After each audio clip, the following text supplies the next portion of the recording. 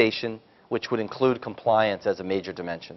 And doing what we've already done for the agents in the contact center, helping do that. So when we talk about back office optimization, we're really thinking about two things. And there's sort of two categories of benefit. There's the optimizing of the back office all by itself, just making it more productive, measuring it, monitoring it, making it repetitive and well understood. But then the second area of benefit is linking it to the front office. And that's where the benefit may be realized in the contact center in terms of that customer experience and richness. So, of course, the great thing about this space, besides pure compliance, it actually is a good segue to your third question about cost savings. Your last question was about cost savings. And of course, you started with the performance and the improvement. And there's a number of dimensions to that question. I'm going to hit a couple of the dimensions. So servers. Right? Admittedly, our platform, when Unified IP was first released and as it's evolved, optimizing server count was a goal, but not the number one goal. Functionality was the primary goal. What we've definitely learned is that from a total cost of ownership perspective, with more and more of our customers outsourcing the management of servers, even though the raw server itself may not cost a lot, and so we weren't maybe as worried about it as we should have been when doing our initial designs to bring new functionality to the contact center. What we've learned is that management cost is often done, the unit of measure is per server. And so I've received that feedback in my short time with the company from a number of customers about, how do we reduce the number of servers? And long before I received the feedback, others in Aspect had received that same feedback. And there is a significant, every release brings an improvement in terms of the server count that's required. So one dimension of cost savings and improvement is you'll see, and I think if you were to contrast 7.1 versus 6.7 and 6.6, or if you were to contrast 7.2, which comes out in the summertime, from 7.1, you see a continuous improvement and reduction in the number of servers via all the standard design tools that we're using. So that's a whole technical discussion that we could get into. But another dimension of cost savings is really again the flexibility that we are bringing in terms of consumption models. And so sometimes you have a variable demand, and you need a core that you might desire and already own a core platform on premise. But then you might occasionally need additional capacity, and maybe you want to get that from an on-demand service. Or maybe it's a professional services cost discussion, and you're staffing today yourself, and you don't have the efficiency that we could bring, and so you'd like to outsource the management of the platform. Maybe you'd like to outsource the operation and the hosting of the platform as well. Maybe you're even willing to share the platform with other tenants and gain some additional cost savings that way.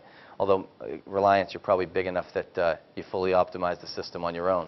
But for smaller and medium customers, that's a significant vehicle for cost savings. So there's a number of dimensions to the cost equation. Of course, we're sensitive that the value we bring has got to be clear and continuously improving. And we know that we know what the competition's up to, and we know what you're up against in terms of challenges. And so there's a continuous effort on our part to raise the value equation for you, which is a function of more functionality and lower cost, both. The more we lower the cost, the more we increase the functionality, the better your value equation is going to be, the more you'll consume our products. The nice thing is our products tend to be very quantifiable. The return on an investment in a workforce management platform or a performance management platform or a quality management platform is usually pretty clear. It's usually very quantifiable, and it's usually compelling, and it's usually a payback inside of a year. So that's a nice thing about being in the business that we're in, is usually it's not a very fuzzy value equation. So I don't know, I hope that was helpful. Two more great questions, so thank you. And I know that you're turning this around on me since I asked you questions yesterday. That's fair. The first question was about partnership with systems integrators. So I have about 150 partners globally today, primarily outside the United States. Only a handful, single digits, are in the United States exclusively. So this is an important part of our ecosystem, very dependent on them for my go-to-market. From a selling standpoint, from a segmentation standpoint, they often bring deep expertise in a particular vertical or a particular geography, as well as just feet on the street and a local capability. That said, no two partnerships are equal. There is a very large range of capability. Sometimes that range is intentional. Some partners don't endeavor to be a deep servicing engine. They endeavor to be a selling engine. Other partners light on the selling and deep on the service. And some are very aspect specific. Some are aspect is a small part of what they do. And I think that's really what you probably mean by an SI, is someone who has a much deeper portfolio. So, you saw some of the logos in Jagan's presentation that we have local here in India. Some of the biggest technology systems integration companies in the world are here in India operating and have an aspect practice, if you will. What I need to do for them is very important. We have done well. We can do much better in enabling their learning curve with our products. The cost structure has to be changed, and it has been. And so we've just, I wouldn't say we've completed, but we're more than halfway complete to rolling out much more on-demand, non-real-time, available, consumable over the web, training curriculum and just training content that we make available to them in a much more affordable way than forcing them to come to a class on a rigid schedule to learn. And so that's one thing I can do for them. I have to do much more in that area. And one of the things we're doing is trying to harness our own technology to improve the way that that community, the way we support them, the way we monitor the performance, the way we deliver education services. So there's just a lot I can do harnessing our own technology and other best-in-breed technology to make their lives easier and allow them to invest more in people on the ground locally to support you. How do I prevent them from being a post office? Some of that is inevitable and some of that is good. What you don't want them to pause for a long time trying to struggle with a problem on your behalf before they come to us. You don't want that. So you want that quick turn to us, and we need to be available for them. On the other hand, if we're going to step in and do the job for you, maybe we should just all be honest about that up front. And so I think there's I talked a little bit about professional services, and I believe you'll hear more about it on the agenda. But we need to be more complementary. And so there are some things that partners can do very well without being deep aspect specialists, and things like implementation and some of the more common integration tasks. But there's some of the consulting type work, some of the planning, the architectural planning, some of the best practices from around the globe within the vertical that they may not be able to bring because they're by definition local. And so that's where we have to recognize that and be honest. They and we have to be honest with each other and with the customer to say up front which part should be left for aspect and which part should be done by the partner. And that's a three-way collaboration that I wish there was an easy recipe for. It's a cultural thing that I have to instill in my organization, and including the partner community. And frankly, you all should demand of us. And when you don't think we're getting that right, or when you see risk, you shouldn't have to go through the post office. You should be able to come to us direct and say, I'm not as comfortable with this project as I'd like to be. Can you have a look at it? And we have an ability to use our professional services with a thin layer of oversight to simply say, we're going to do a quick examination. In fact, this morning I was on a call where I went to a third party to do an examination of a large project that I was entertaining with one of our largest customers in the world, just to say, am I thinking about this with the proper full scope, technology-wise and commercially? Because there was someone that had deeper experience as a systems integrator than we do, and it was a broader technology scope than we typically embark on.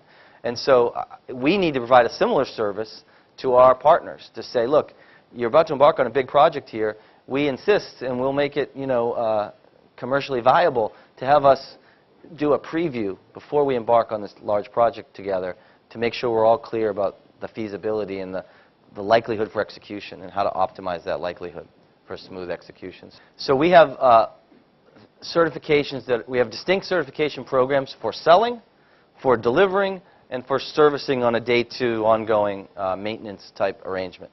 And we have those certifications independently for each product. What that means is there's a lot of certifications.